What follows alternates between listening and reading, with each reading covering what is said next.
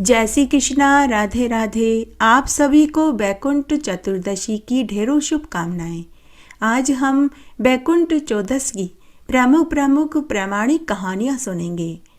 कार्तिक मास की बैकुंठ चौदस का गंगा स्नान करने, व्रत करने, दान पुण्य करने और 14 कच्चे दीपकों का दीपदान करने से मरने के बाद मोक्ष की प्राप्ति होती है। भगवान विष्णु के धाम को बैकुंठ धाम कहते हैं। आइए अब हम प्रमुख कहानियां सुनते हैं। एक बार सत्य शर्मा नाम का एक ब्राह्मण अपने परिवार के साथ रहता था। वह बड़ा ही गरीब था। एक वक्त की रोटी का जुगाड़ भी वह बड़ी मुश्किल से कर पाता था। सत्य शर्मा ब्राह्मण भगवान महादेव का परम भक्त था। वह नित्य भगवान महादेव की चारों प्रहर पूजा पाठ किया करता था।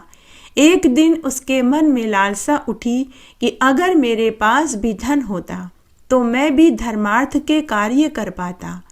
नगर में कुएं, तालाब, छायादार वृक्ष लगवा पाता। गरीब ब्राह्मण कन्याओं का कन्यादान कर पाता। गरीबों को अन्न वस्त्र का दान करता।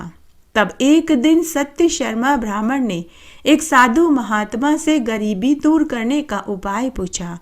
तो साधु महात्मा ने कहा कि पुत्र, तुम भगवान महादेव के साथ विष्णु भगवान का भी पूजा पाठ और व्रत उपवास करो। अब सत्य शर्मा ब्राह्मण पूरे विधि विधान से भगवान महादेव और विष्णु भगवान की पूजा पाठ स्तुति करने लगा। इस तरह पूजा करते करते उसे कई बरस बीत गए। तब एक दिन भगवान महादेव उस ब्राह्मण की पूजा और स्तुति से प्रसन्न होकर उसे स्वर्ग में दर्शन देकर बोले कि हे वत्स, मैं तेरी पूजा से प्रसन्न हुआ। तू मांग, तुझे क्या चाहिए? तो स्वप्न में ही सत्य शर्मा ब्राह्मण बोला कि हे प्रभु, आप मेरी गरीबी दूर करने का उपाय बताइए। तो भगवान महादेव मुस्कुराते हुए स्वप्न में ही बोले कि हे ब्राह्मण, मेरे पास धन कहाँ? धन लक्ष्मी तो तुम्हारे नगर के राजा के पास है। अगर तुम्हें धन चाहिए तो तुम अपने नगर के राजा के पास जाओ और जैसा मैं कहता हूँ तुम वैसा ही जाकर राजा से कहो। तुम्हारे नगर के राजा की रानी का हार कुछ दिन पहले एक बाज पक्षी लेकर उड़ गया था। वह हार मेरे मंदिर की गुंबद पर अभी भी पड़ा है।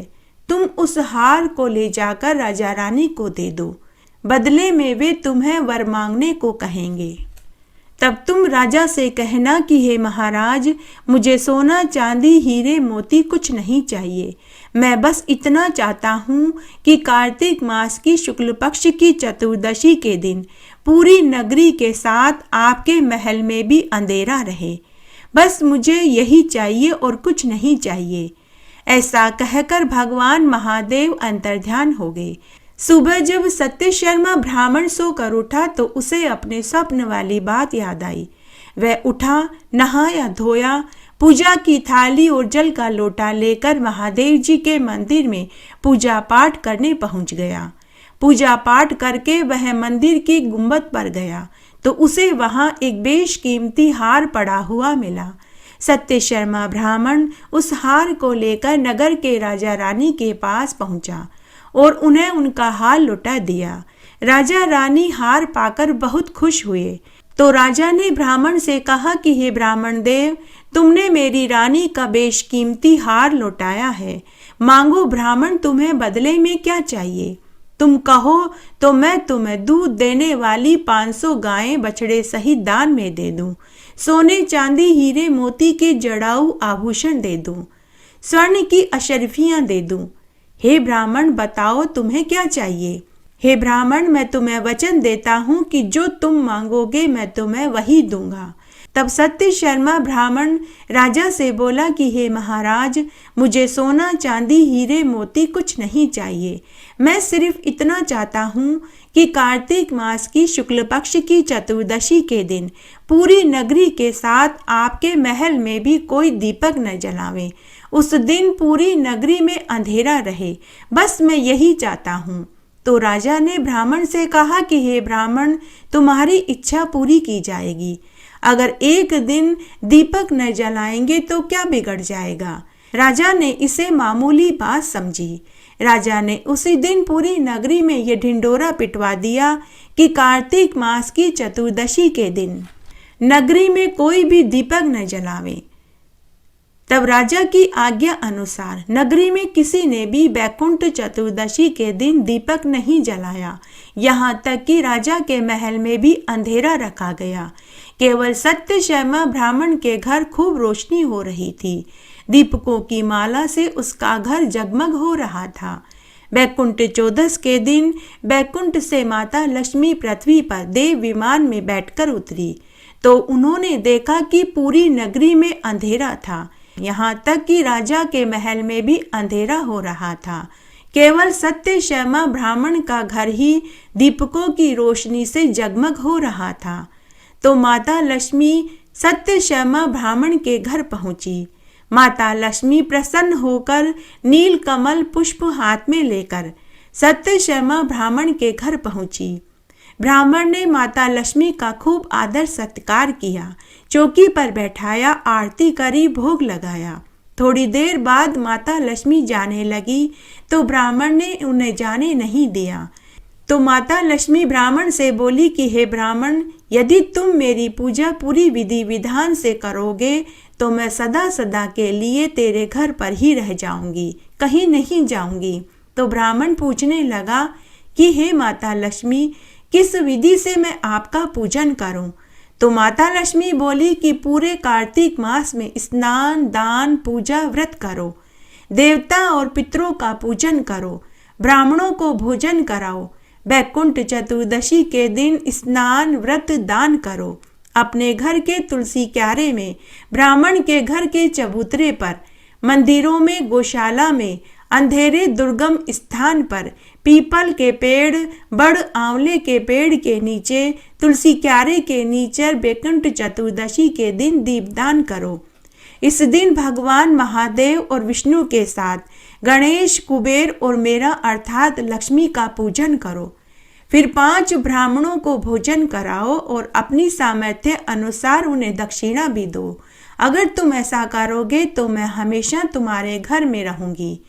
उसके बाद सत्यशर्मा ब्राह्मण ने ऐसा ही किया, जिससे उसका घर धन धान्य पुत्र पौत्र से युक्त हुआ। फिर सत्यशर्मा ब्राह्मण ने नगर में कुएं, तालाब खुदवाए, गरीब ब्राह्मण कन्याओं के विवाह करवाए, यज्ञ, हवन, रात्रि जागरण और भंडारे करवाए। फिर अंत समय में मथुरा में जाकर समय बिताया और मरने के बाद बैकुंठ धाम को प्राप्त हुआ। एक बार नारद मुनि पृथ्वीलोक का भ्रमण करके बैकुंठ धाम में भगवान विष्णु के पास पहुँचे और विष्णु भगवान का पूजन व स्तुति करने लगे। तो विष्णु भगवान ने नारद मुनि से बैकुंठ धाम में आने का प्रयोजन पूछा। तब नारद मुनि बोले कि हे प्रभु, आपने अपना नाम कृपा निधान रखा है। इसमें सिर्फ आपके प्रिय भक्त ही मोक्ष की प्राप्ति कर पाते हैं। जो सामान्य स्त्री पुरुष हैं वे सब बैकुंठ धाम से वंचित रह जाते हैं।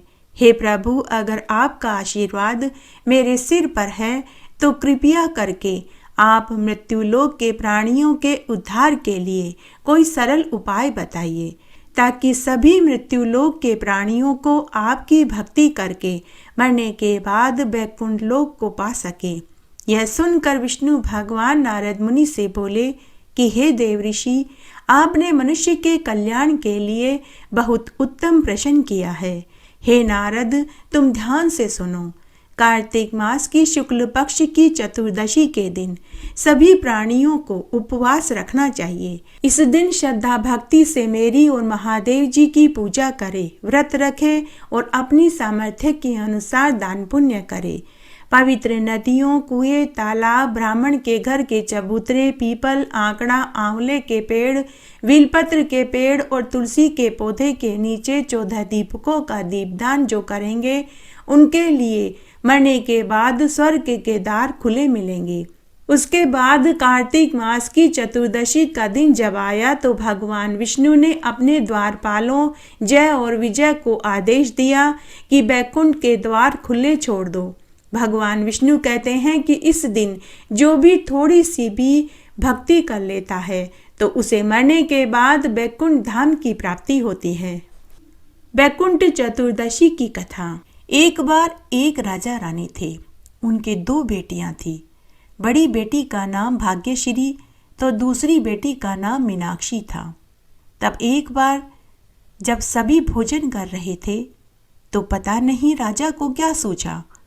उन्होंने अपनी दोनों बेटियों से पूछा कि तुम किसके भाग्य का खाती हो। तो बड़ी बेटी झट से बोली कि पिताजी, मैं तो आपके भाग्य का खाती हूँ। लेकिन छोटी बेटी बोली कि पिताजी, मैं तो अपने भाग्य का खाती हूँ। राजा को अपनी छोटी बेटी का जवाब पसंद नहीं आया। यह सुनते ही राजा को क्रोध आ गया। राजा का मुंह का घास मुंह में और हाथ का घास हाथ में ही रह गया। राजा ने फिर से छोटी बेटी से पूछा कि बेटी जरा सोच समझ कर जवाब दो। तो बेटी बोली कि पिताजी, मैंने सोच समझकर ही जवाब दिया है। मैं अपने खुद के भाग्य का खाती हूँ। अब तो राजा को बहुत क्रोध आया। राजा भोजन से उठ गया और अपनी रानी से बोला कि हे रानी, मैं तुम सबको अच्छे से अच्छा भोजन खिलाता हूँ, रेशमी कीमती वस्त्र पहनने को देता हूँ, हीरे मोती सोने चांदी पन्ने जड़े आभूषण पहनने को देता हूँ, और तुम्हारी यह छोटी बेटी कहती है कि यह खुद के भाग्य का खाती है। मेरा पूरा परिवार, मेरे भाई बंधु सगे संबंधी मंत्री दरबारी सैनिक और सभी सेवक, यहाँ तक कि मेरी पूरी प्रजा मेरा दिया हुआ खाती है और मेरा दिया ही पहनती है। अगर मैं एक दिन भी तुम सबको खाने को न दूं तो तुम सब कहाँ से खाओगी। रानी कुछ नहीं बोली, चुपचाप खड़ी रही। तभी राजा ने एक मंत्री को बुलाकर के आज्ञा दी कि मेरी बड़ी बेटी के लिए एक शाही अमीर राजघराने का राजा का लड़का ढूंढ कर लाओ और छोटी बेटी के लिए भिखारी दरिद्र लड़का ढूंढ कर लाओ। मैं शीघ्र अतिशीघ्र इन दोनों का विवाह करना चाहता हूँ। मंत्री ने आज्ञा का पालन किया। तब राजा ने अपनी बड़ी बेटी का धूमधाम से एक अमीर राजकुमार से विवाह कर दिया। उसे दहेज में कीमती गहने कपड़े दिए, खूब धन दौलत दिया, हाथी घोड़े ऊंट दास दासियां भी भेजी। लेकिन छोटी बेटी को टाट के कपड़े सिलवा कर के पहनाए और उसी में विदा कर दिया। और क्रोधित होते हुए राजा अपनी छोटी बेटी से बोला कि जल्दी मेरे महल से निकल जाओ और अपने भाग्य का खाओ। छोटी बेटी चुपचाप अपने माता पिता को प्रणाम करके अपने भिखारी पति के साथ ससुराल आ गई। छोटी राजकुमारी ससुराल आई तो वहाँ कोई उसका स्वागत करने वाला नहीं था। किसी ने भी उसकी आरती नहीं उतारी, नहीं उसका गृह प्रवेश करवाया। वहाँ उसके 6 बड़े जेठ के अलावा कोई नहीं था। उसके कोई सास ससुर नहीं थे, न कोई जिठानी देवरानी ननद ही थी। उसके सभी जेठ कुंवारे थे। उनके अभी तक ब्याह नहीं हुए थे। ससुराल में एक टूटी फूटी झोपड़ी थी और बड़ा सा आंगन था। आंगन में 7 चूल्हे बने हुए थे जहाँ टूटे फूटे बर्तन भांडे रखे थे। किसी ने भी उससे रोटी पानी की नहीं पूछी। उस रात छोटी राजकुमारी भूखी ही सो गई। सुबह उठी तो उसके बड़े जेठ ने कहा कि बहू, तुम्हारे पिता के मंत्री ने मेरे सबसे छोटे भाई को पकड़कर ले गए और जबरदस्ती तुम्हारे साथ इसका विवाह करा दिया। तो छोटी राजकुमारी अपने जेठ से बोली कि भैया कोई बात नहीं, जो मेरे भाग्य में लिखा था वही हुआ है। फिर छोटी राजकुमारी ने पूछा कि भैया यहाँ आंगन में 7 चूल्हे किस किस के हैं। तो जेठ ने कहा कि बहू, ये हमारे सभी भाइयों के चूल्हे हैं, हम अलग अलग रोटी बना कर के खाते हैं। राजकुमारी ने पूछा कि भैया इनमें से आपका चूल्हा कौन सा है। तो जेठ ने कहा कि सबसे अंत में बना वह मिट्टी का टूटा फूटा चूल्हा मेरा है। उसके बाद सभी भाई झोली उठाकर जाने लगे। तो राजकुमारी ने पूछा कि भैया आप झोलियाँ लेकर कहाँ जा रहे हैं। तो जेठ ने कहा कि बहू, हम सब भिखारी हैं, हम भीख मांगने जा रहे हैं। तो बहू बोली कि भैया आज से आप लोग भीख नहीं मांगेंगे, मेहनत मजदूरी करेंगे। तो जेठ ने कहा कि बहू, हमें तो कमाना ही नहीं आता, हमने तो अब तक भीख ही मांगी है। तो राजकुमारी बोली कि भैया अब से आप भीख नहीं मांगेंगे, मेहनत मजदूरी का काम करेंगे, जो भी काम मिले वही करना, लेकिन भीख मत मांगना। यह सुनते ही छोटे 6 भाइयों को गुस्सा आ गया और वे बोले कि यह तो घर में आते ही हुक्म चलाने लगी, इसे वापस इसके बाप के घर पहुंचा दो। बड़े बाप की बेटी है तो अपने घर में रहे, हमारे घर में हुक्म चलाने की कोई जरूरत नहीं। लेकिन बड़ा भाई थोड़ा समझदार था, उसने अपने सभी 6 छोटे भाइयों को डांट कर चुप करा दिया कि बहू जो कहेगी घर में वही होगा, यह हमारे घर की गृह लक्ष्मी है, तुम सबको इसका कहना मानना ही पड़ेगा। यह सुनकर सभी 6 छोटे भाई चुप हो गए। उसके बाद छोटी राजकुमारी बोली कि आपको जो भी काम मिले वही करना, लेकिन भीख कभी मत मांगना। उसके बाद छोटी राजकुमारी ने उन सब की झोलियां वहीं रखवा ली। सभी भाई काम पर चले गए।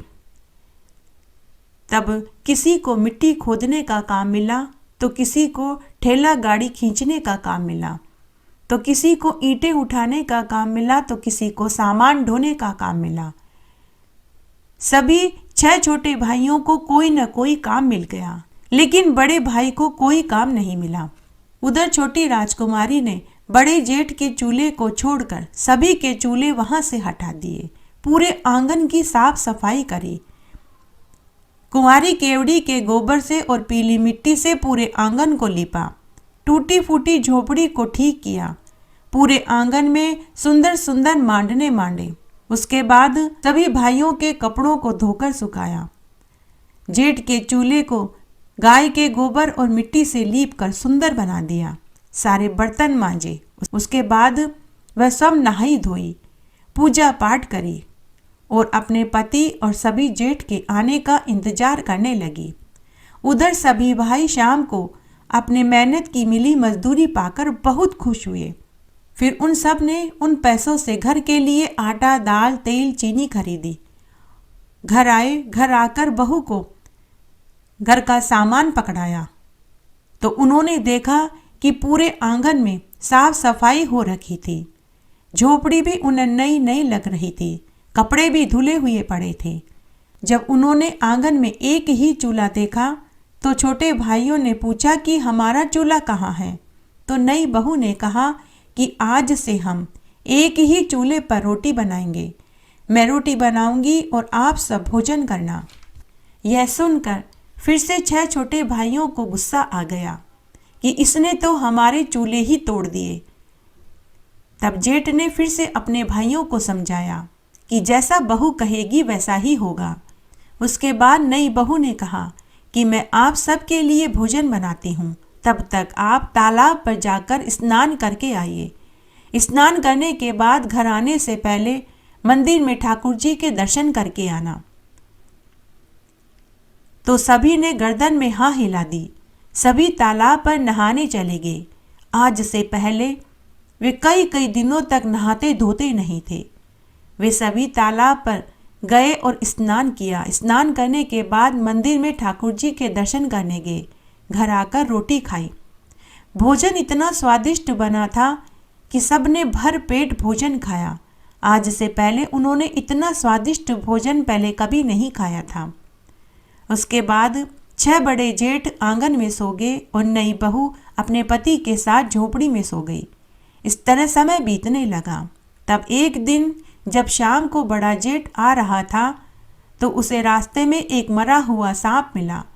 तो उसने उसे उठा लिया और घर आकर अपने छोटे भाई की पत्नी से बोला कि बहू, मुझे रास्ते में यह मरा हुआ सर्प मिला, बताओ मैं इसका क्या करूं? तो बहू बोली कि भैया आप इस सर्प को झोपड़ी के ऊपर फेंक दो। तो जेठ ने ऐसा ही किया। उसके 2 दिन बाद की बात है।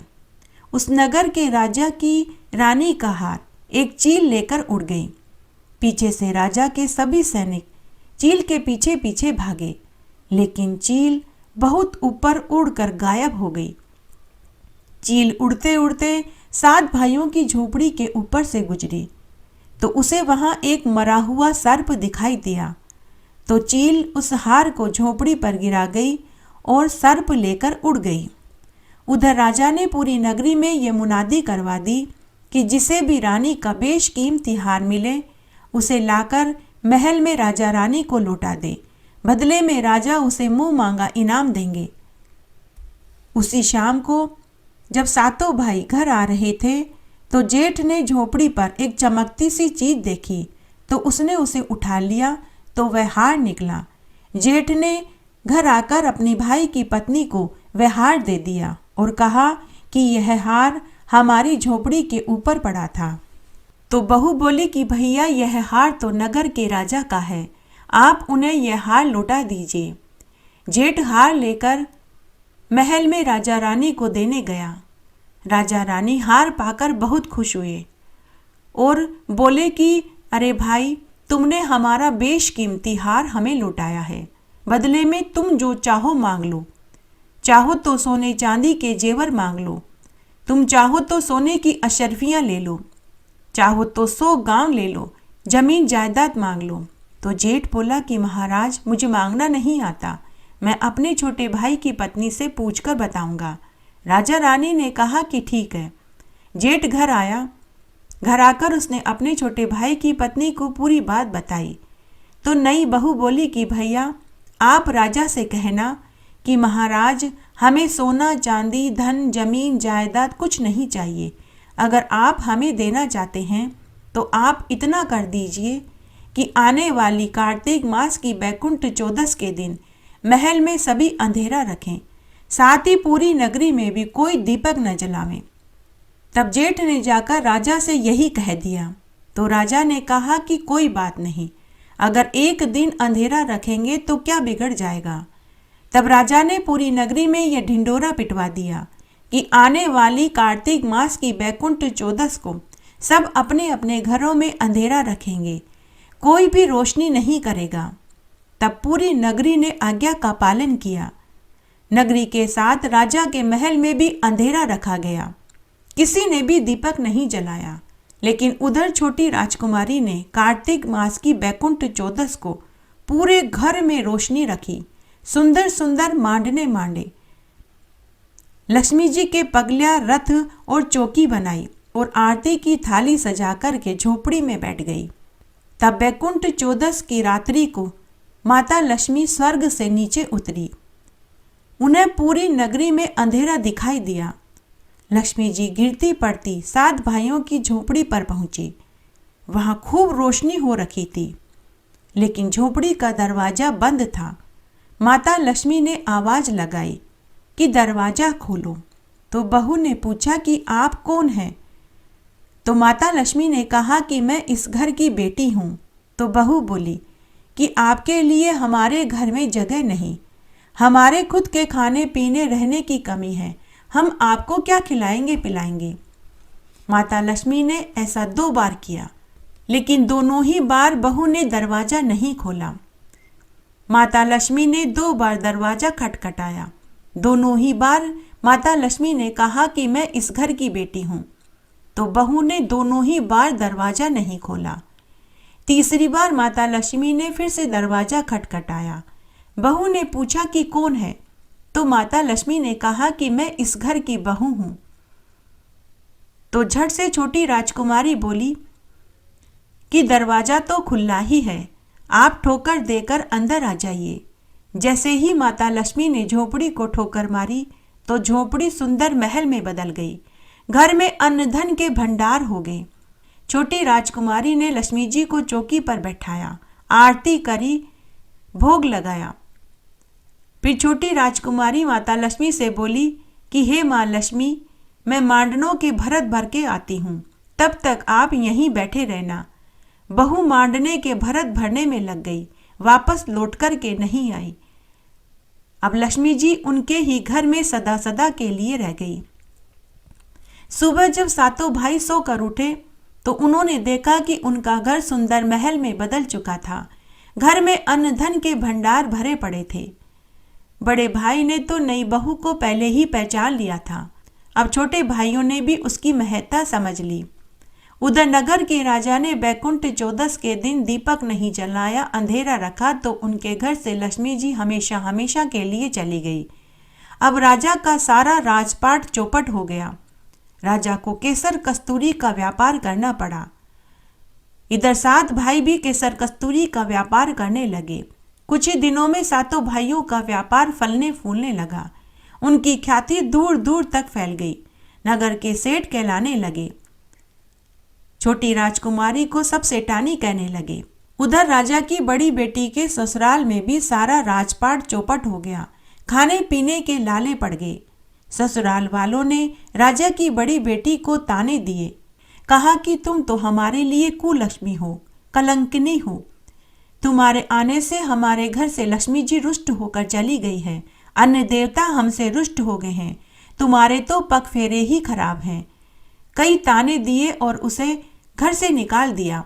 राजा की बड़ी राजकुमारी रोती बिलखती वापस अपने मायके में अपने माता पिता के पास आ गई और आकर अपने माता पिता को पूरी बात बताई। बड़ी राजकुमारी अपने माता पिता से बोली कि पिताजी आप मेरे ससुराल में चलिए और उनके मुंह पर धन की गठरी फेंक करके उनका मुंह बंद कर दीजिए। तो राजा बोला कि बेटी, मेरी भी आर्थिक हालत बहुत दिनों से खराब चल रही है।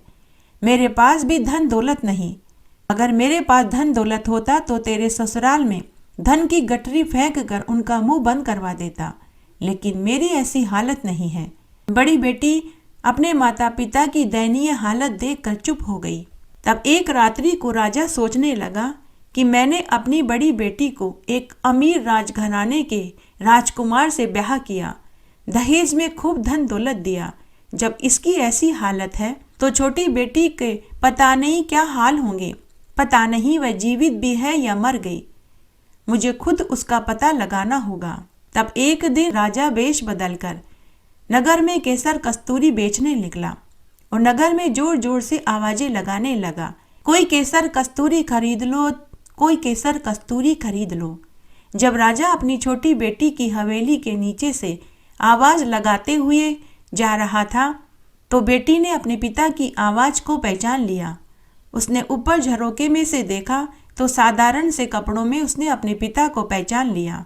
उसने अपने नौकरों से कहा कि उस व्यक्ति से केसर कस्तूरी मुंह मांगे दाम में खरीद लो और उसे भोजन कराने के लिए ऊपर महल में लेकर आओ। तब सेवकों ने आज्ञा का पालन किया। अब छोटी राजकुमारी नए नए कपड़े, कीमती गहने पहनकर, घूंघट निकालकर अपने पिता को भोजन कराने लगी। हर बार भोजन परोसने आती तो हर बार अलग कपड़े और गहने पहनकर भोजन परोसती। जब राजा ने भोजन कर लिया तो आखिरी बार छोटी राजकुमारी टाट के वही कपड़े पहनकर अपने पिता को पान सुपारी देने गई और बोली कि पिताजी यह लो, पान सुपारी खा लो। पिता ने कहा कि बेटी क्या तू यहाँ की नौकरानी है? तो बेटी बोली कि नहीं पिताजी, यह हवेली, यह मकान सब मेरा है, मैं यहाँ की सेठानी हूँ। तो राजा बोले कि बेटी लेकिन तूने तो वही टाट के पुराने कपड़े पहन रखे हैं जिन्हें मैंने तुझे पहनाकर विदा किया था। तो नौकर बोले कि महाराज अभी आपको जो नए नए कपड़े और कीमती गहने पहनकर जो भोजन परोस रही थी वो हमारी ही सेठानी जी थी। यह सुनकर राजा की आंखें चकरा गई। वह पछताने लगा और अपनी बेटी से माफ़ी मांगने लगा और बोला कि बेटी तू सही कहती थी कि सभी व्यक्ति अपने अपने भाग्य का खाते हैं। बेटी मैं गलत था, तू सही थी।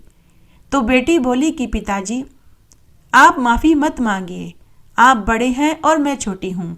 माफ़ी मांगनी है तो भगवान महादेव और विष्णु भगवान से मांगिए, क्योंकि कोई किसी को न देता है न लेता है।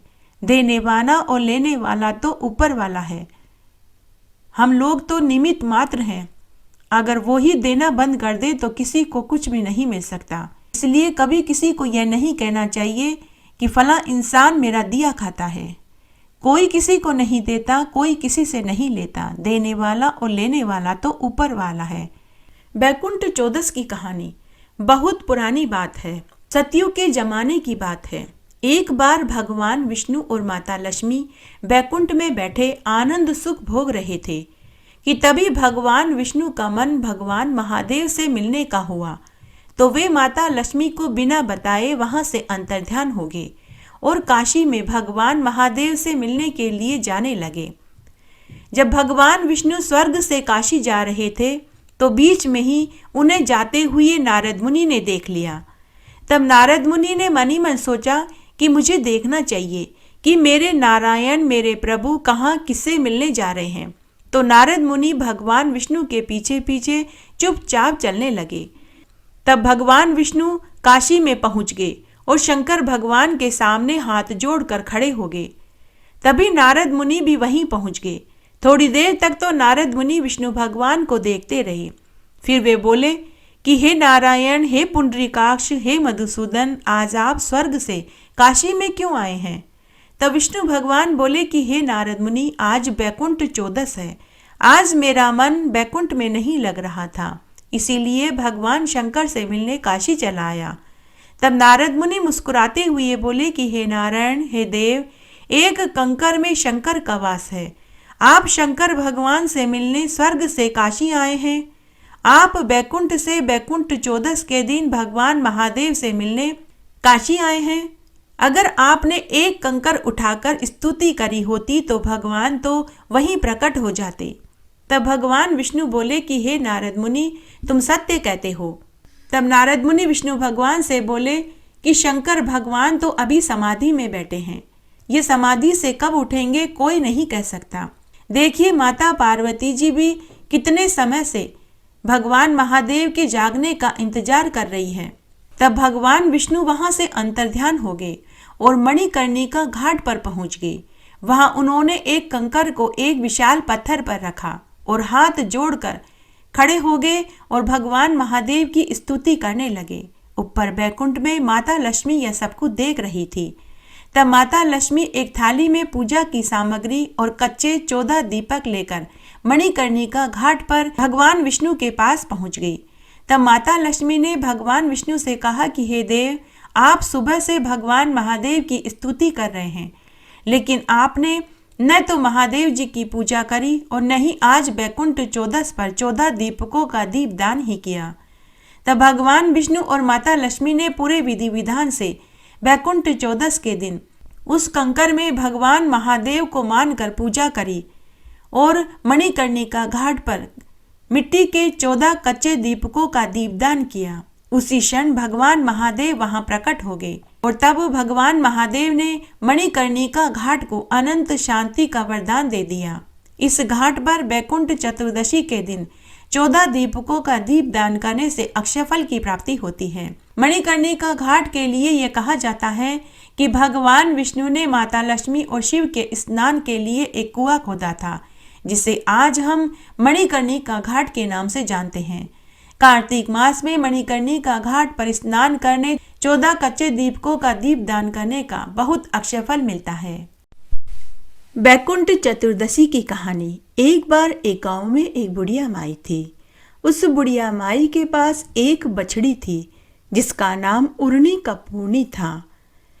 तब एक बार जब कार्तिक का महीना लगा तो बुढ़िया माई का मन हुआ कि मैं कार्तिक मास में पुष्कर नहाने जाऊं। फिर वह सोचने लगी कि मेरी उर्नी कपूर्णी का कौन ध्यान रखेगा। बुढ़िया माई अपने घर के चबूतरे पर उदास बैठी थी। पड़ोसन ने बुढ़िया से उदासी का कारण पूछा तो बुढ़िया माई ने पड़ोसन को अपने मन की बात बताई कि मैं 1 महीने के लिए कार्तिक के महीने में पुष्कर नहाने जाना चाहती हूँ, लेकिन मेरी उर्नी कपूर्णी का कौन ध्यान रखेगा। तो पड़ोसन ने कहा कि अरे बुढ़िया माई, क्यों चिंता करती है, तेरी उर्नी कपूर्णी का मैं ध्यान रख लूंगी। यह सुनकर बुढ़िया माई खुश हो गई। बुढ़िया माई ने अपनी पड़ोसन से कहा कि बहन, मेरी उर्नी कपूर्णी को रोज चारा डाल देना और उसके पानी के कुंडे में पानी भर कर उसके पास रख देना। तो पड़ोसन ने हामी भर दी। अब बुढ़िया माई 1 महीने के लिए कार्तिक स्नान करने के लिए पुष्कर चली गई। अब पड़ोसन रोज पीछे से उर्नी कपूर्णी को चारा डालने लगी और उसके पानी के कुंडे में पानी भर कर रखने लगी। एक दिन पड़ोसन को ध्यान नहीं रहा। तब एक दिन पड़ोसन ने पानी के कुंडे में पानी तो भर दिया, लेकिन चारा डालना भूल गई। पूरे दिन उर्नी कपूर्णी भूखी रही। भूखों मरने के कारण वह पानी के कुंड में डूबकर मर गई। उस दिन बैकुंठ चौदस थी, तो मरने पर उसे बैकुंठ का वास मिल गया। इस तरह कार्तिक का महीना बीत गया। बुढ़िया माई कार्तिक स्नान करके वापस घर आई। आते ही पड़ोसन से पूछने लगी कि मेरी उड़नी कपूरनी कहाँ है। पड़ोसन ने बुढ़िया को पूरी सच्चाई बता दी कि बैकुंठ चौदस के दिन मैं उड़नी कपूरनी को चारा डालना भूल गई। केवल उसके पानी के कुंडे में पानी ही भरा। भूखों मरने के कारण वह पानी के कुंड में डूबकर मर गई, तो उसका बैकुंठ चौदस का स्नान हो गया। बैकुंठ चौदस के पुण्य से उड़नी कपूरनी ने अगले जन्म में राजा के घर जन्म लिया। इसलिए कहते हैं कि अगर पूरे कार्तिक मास में स्नान और व्रत न कर सके तो बैकुंठ चौदस के दिन स्नान और व्रत अवश्य करना चाहिए। हे ईश्वर, जैसे उड़नी कपूरनी को गति मिली वैसे सबको मिले, कहानी कहने वाले को, सुनने वाले को और हुकारा भरने वाले को। कार्तिक मास की बैकुंठ चौदस का विशेष महत्व है। इस पावन पर्व के लिए यह माना जाता है कि भगवान महादेव ने बैकुंठ चतुर्दशी के दिन श्री हरि नारायण को सुदर्शन चक्र प्रदान किया था। बैकुंठ चौदस के दिन पवित्र तीर्थों में स्नान करके साफ वस्त्र धारण करें। भगवान विष्णु की 108 कमल पुष्पों से श्रृंगार करें। भगवान शिव का विशेष पूजा करें। बैकुंठ चतुर्दशी के दिन पवित्र नदियों, सरोवर में 14 दीपकों का दीप दान जरूर करें। चतुर्दशी के देवता भगवान शंकर है। इस दिन व्रत पूजा करने से भगवान महादेव की कृपा बरसने लग जाती है। मनुष्य सभी ऐश्वर्यों को प्राप्त करता है। चतुर्दशी के दिन भगवान महादेव, श्री कृष्ण, विष्णु, यमराज, हनुमान, काली माता, भैरव, वामन भगवान की पूजा करनी चाहिए। जो बैकुंठ चतुर्दशी का स्नान और व्रत करते हैं उन्हें मरने के बाद बैकुंठ की प्राप्ति होती है। एक बार भगवान विष्णु बैकुंठ चौदस के दिन मणिकर्णिका घाट पर 1001 स्वर्ण कमल पुष्पों से भगवान महादेव की पूजा कर रहे थे। तब भगवान महादेव ने उनकी परीक्षा लेने के लिए एक स्वर्ण कमल पुष्प को गायब कर दिया। पूजा करते समय भगवान विष्णु को एक स्वर्ण कमल पुष्प कम लगा तो वे सोच में पड़ गए कि अब क्या किया जाए। तब वे मन ही मन सोचने लगे कि मेरे नेत्र भी कमल के समान ही हैं। सभी लोग मुझे कमल नेत्रधारी पुंडरीकाक्ष कहते हैं, तो मैं अपना एक नेत्र निकालकर शिवलिंग पर चढ़ा दूंगा।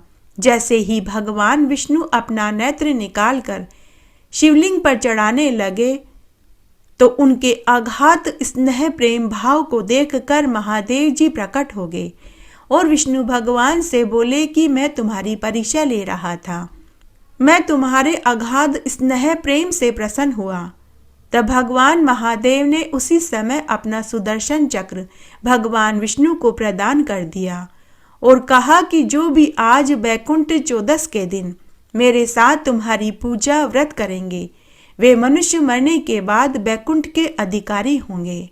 इस तरह आज हमने बैकुंठ चौदस की अलग अलग पौराणिक सत्य कथाएं सुनी। आशा करती हूँ इन कथाओं को सुनने का आपको अक्षय फल प्राप्त होगा।